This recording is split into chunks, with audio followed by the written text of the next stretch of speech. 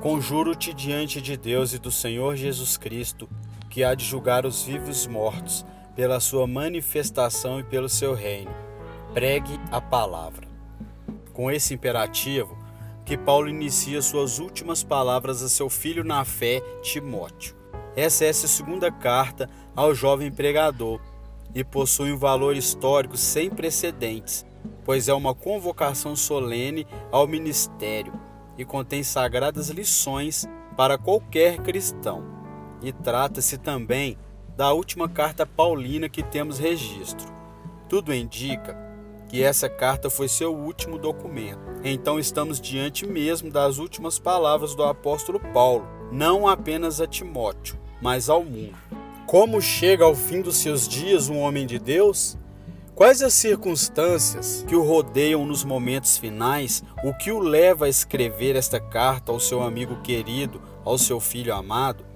O pedido de Paulo não poderia ser mais solene. Pregue a palavra. Este é o resumo de absolutamente tudo que Paulo vem dizendo a Timóteo desde o começo desta carta. Não é uma carta qualquer, é uma convocação última e urgente para que Timóteo se erga de suas limitações e de seus temores e assuma o lugar de seu tutor. Uma vez que Paulo está chegando mesmo ao fim de sua jornada ministerial, é hora do jovem Timóteo se erguer com ainda maior compromisso e valentia. Segunda carta de Paulo a Timóteo, capítulo 1. Paulo, apóstolo de Cristo Jesus pela vontade de Deus, segundo a promessa da vida que está em Cristo Jesus. A Timóteo, amado filho, graça, misericórdia e paz da parte de Deus Pai e de Cristo Jesus nosso Senhor. Dou graças a Deus, a quem desde os meus antepassados sirvo com consciência pura, de que sem cessar faço menção de ti em minhas súplicas de noite e de dia. E recordando-me das tuas lágrimas, desejo muito ver-te para me encher de gozo, trazendo à memória a fé não fingida que há em ti, a qual habitou primeiro em tua avó Lóide e em tua mãe Eunice, e estou certo de que também habita em ti. Por esta razão, te lembro o que desperta o dom de Deus, que há em ti pela imposição das minhas mãos. Porque Deus não nos deu o espírito de covardia, mas de poder, de amor e de moderação. Portanto, não te envergonhes do testemunho do nosso Senhor, nem de mim, que sou prisioneiro seu. Antes, participe comigo dos sofrimentos do Evangelho segundo o poder de Deus, que nos salvou e chamou com uma santa vocação. Não segundo as nossas obras, mas segundo o seu próprio propósito e graça que nos foi dada em Cristo Jesus antes dos tempos eternos, e que agora se manifestou pelo aparecimento de nosso Salvador Senhor Jesus Cristo, o qual destruiu a morte e trouxe à luz a vida e a imortalidade pelo Evangelho, do qual fui constituído pregador, apóstolo e mestre. Por esta razão, sofro também estas coisas, mas não me envergonho, porque eu sei em quem tenho crido, e estou certo que Ele é poderoso para guardar o meu depósito até aquele dia. Conservo os modelos das sãs palavras que de mim têm ouvidos na fé e no amor que há em Cristo Jesus. Guardo o bom depósito com auxílio do Espírito Santo, que habita em nós. Bem sabeis isto, que me abandonaram todos os que estão na Ásia, entre eles Fígelo e Hermogênesis. O Senhor conceda misericórdia à casa de Onesíforo, porque muitas vezes ele me recreou e não se envergonhou das minhas cadeias. Antes, quando veio a Roma, diligentemente me procurou e me achou. O Senhor lhe conceda que naquele dia ache misericórdia diante do Senhor. E quantos serviços prestou em Éfeso, melhor o sabes tu. Tu, pois, filho, fortifica-te na graça que há em Cristo Jesus. E o que de mim ouvistes de muitas testemunhas, transmite-o a homens fiéis, que sejam ídolos para também ensinarem aos outros. Sofre comigo como um bom soldado de Cristo Jesus. Nenhum soldado em serviço se embaraça com negócios desta vida, a fim de agradar aqueles que o alistou para a guerra. E também, se um atleta lutar nos jogos públicos, não será coroado se não lutar legitimamente. O lavrador que trabalha deve ser o primeiro a gozar dos frutos. Considera o que digo, porque o Senhor te dará entendimento em tudo. Lembra-te de que Jesus Cristo, descendente de Davi, ressuscitou de entre os mortos, segundo o meu evangelho, pelo qual sofro a ponto de ser preso como malfeitor, mas a palavra de Deus não está presa. Por isso, tudo suporto por amor dos eleitos, para que também eles alcancem a salvação que há em Cristo Jesus com glória eterna. Fiel é esta palavra. Se, pois, já morremos com ele, também com ele viveremos.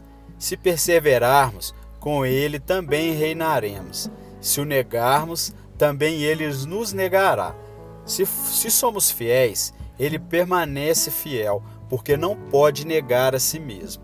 Lembra-lhes estas coisas, conjurando-os diante de Deus, que não tenham contendas de palavras, para que nada aproveitam, senão para subverter os ouvidos. Procura apresentar-te diante de Deus aprovado, como obreiro que não tem de que se envergonhar, que maneja bem a palavra da verdade. Mas evita as conversas vãs e profanas, porque os que delas usam passarão a impiedade ainda maior, e as suas palavras alastrarão como gangrena, entre os quais estão Himeneu e Fileto, que se desviaram da verdade, dizendo que a ressurreição é passada, e assim perverteram a fé de alguns. Todavia, o firme fundamento de Deus permanece, tendo este selo: o Senhor conhece os seus, e aparta-te da injustiça todo aquele que profere o nome de Jesus, nosso Senhor. Ora, numa grande casa, não somente há vasos de ouro e de prata, mas também de madeira e de barro, e uns, na verdade, para uso honroso, outros, porém, para uso desonroso. Se, pois, alguém se purificar dessas coisas, será vaso para a honra, santificado e útil ao Senhor, preparado para toda boa obra.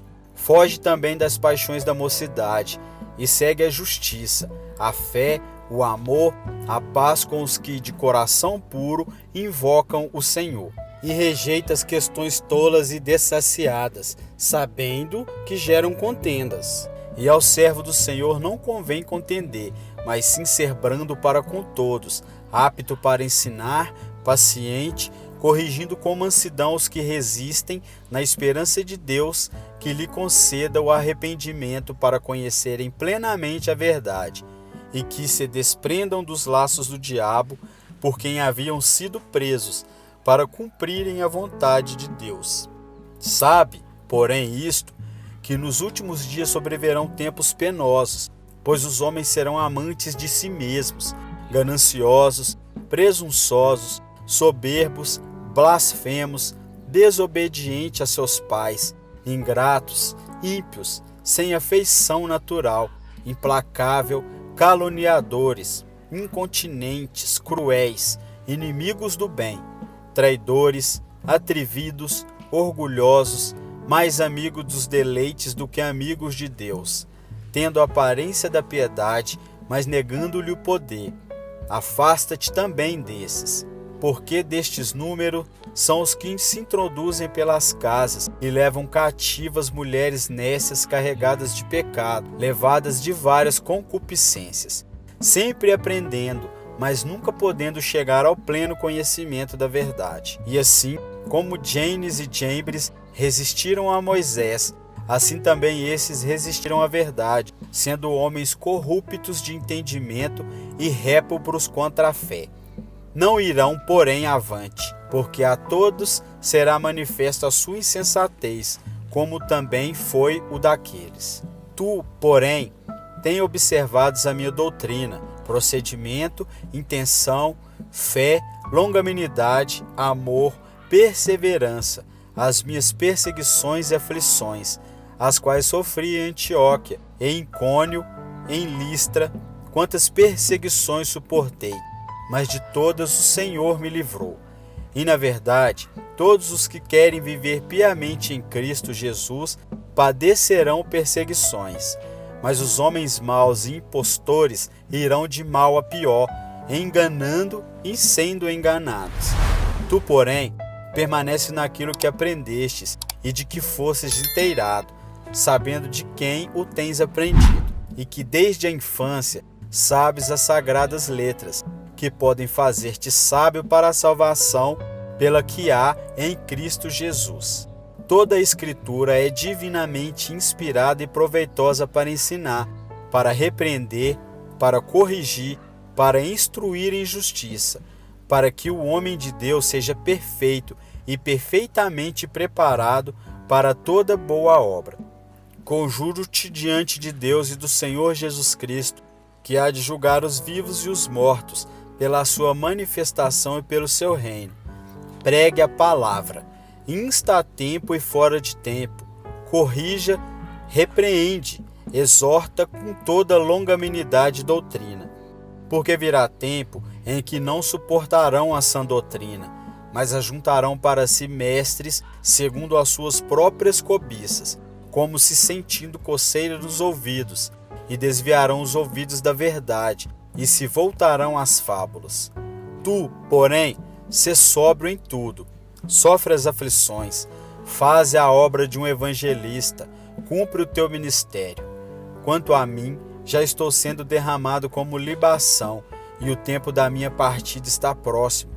Combati o bom combate, acabei a carreira, guardei a fé. Desde agora, a coroa da justiça me está guardada, a qual o Senhor, justo juiz, me dará naquele dia, e não somente a mim, mas também a todos os que amarem a sua vinda. Procura vir ter comigo breve, pois Demas me abandonou, tendo amado o mundo presente, e foi para Tessalônica, Crescente para a Galácia, Tito para a Dalmácia. Só Lucas está comigo. Toma a Marcos e traze-o contigo, porque me é muito útil para o ministério. Quanto a Tíquico, enviei-o a Éfaso.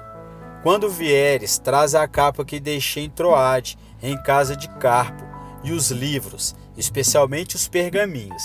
Alexandre, o latoeiro, me fez muito mal. O Senhor lhe retribuirá segundo as suas obras. Tu também guarda-te dele, porque resistiu muito às nossas palavras. Na minha primeira defesa, ninguém me assistiu. Antes todos me desampararam. Que isto não lhe seja imputado. Mas o Senhor esteve ao meu lado e me fortaleceu, para que por mim fosse cumprida a pregação, e a ouvissem todos os gentios, e fique livre da boca do leão. E o Senhor me livrará de toda má obra, e me levará salvo para o seu reino celestial, a quem seja glória para todos sempre. Amém. Sauda Priscila e Áquila e a casa de Onesíforo. Erasto ficou em Corinto, a Trófimo deixei doente em Mileto. Apressa-te a vir antes do inverno. Eubulo te saúda. O mesmo o fazem Prudente, Lino, Cláudia e todos os irmãos. O Senhor Jesus Cristo seja com o teu espírito. A graça seja convosco. Amém.